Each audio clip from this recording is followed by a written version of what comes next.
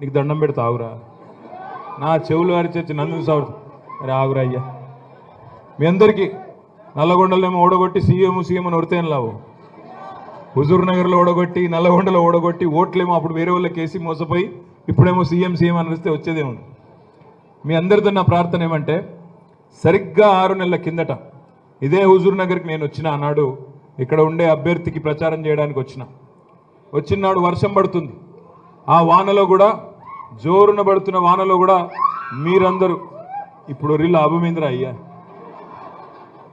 జోరున వాన పడుతుంటే భయంకరంగా వచ్చినారు. ఆ రోజు కూడా ఇట్లే అరిచినారు.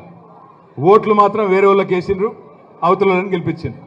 మరి మీ ఆలోచన ఏందో, ఈ అరుపులేందో, మళ్ళీ ఓట్లేందో నాకైతే అర్థం కావట్లేదు.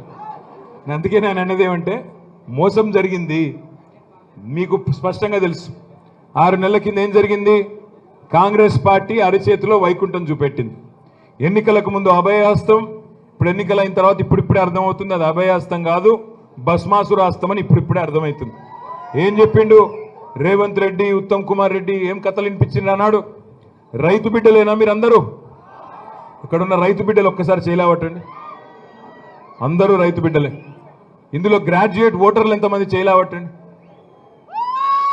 ఇదేదో నమ్మశక్యంగా లేదు కొద్దిగా.